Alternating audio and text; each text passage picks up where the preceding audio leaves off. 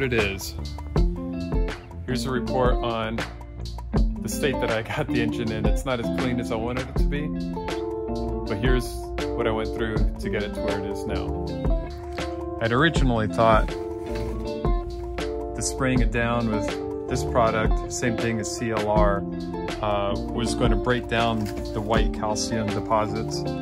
And the day after I cleaned it, I came back and it was white again. So I started using other products and brushes, and to no avail really. What ended up working for the most part was this product. Same thing as, I think it's called Alumibrite, but it's for wheels and different aluminum products, but it sort of foams up, and I dabbed it on with a paintbrush and just really heavily applied it everywhere.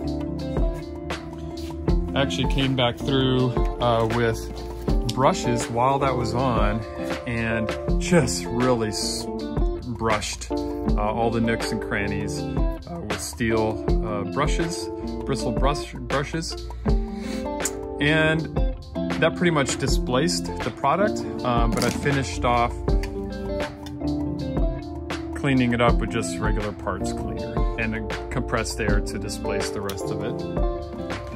Finally, and this is really what did the trick, found these brushes at Harbor Freight, and they're abrasive, but not too abrasive, and they really are the tool that cleaned it up. This white stuff, this corrosion, no real chemical that I was able to find that broke it down, just elbow grease, just going at it.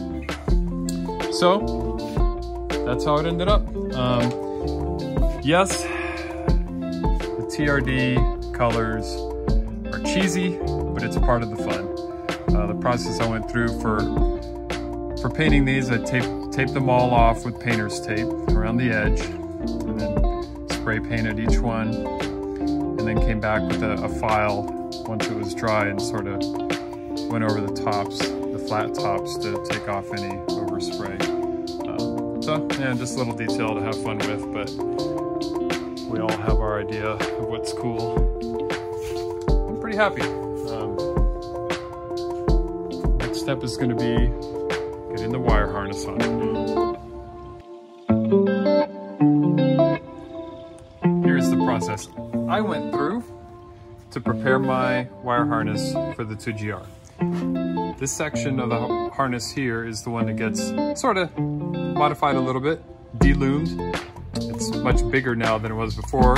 All these sections came out of that section. The purpose really is to remove this battery terminal wire.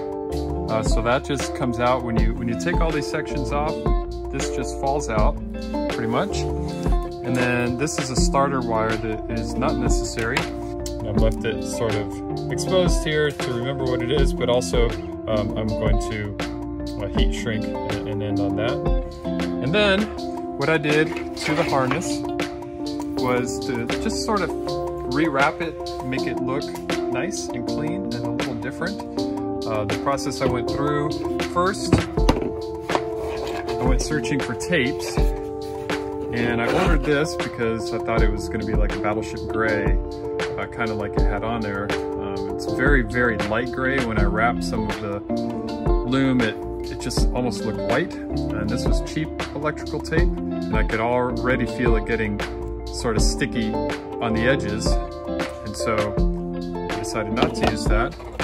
I got this higher end tape, which is what's on the loom now, on the wire harness now, and it's a little darker. I like it better. Not much of a difference, but it's for wire harnesses, so this should stand up the heat and shouldn't seep the gummy adhesive under once it's on. The cloth tape is what finishes off all the little ends, and so yeah, this is how it ended up. Combination of cloth and the electrical tape, or the wire harness tape. And hopefully, I have no idea, I just kind of decided to to do some in the tape, some in the cloth. I don't know what sections are gonna end up where once it's in the car and on the engine, but that's how it's gonna end up.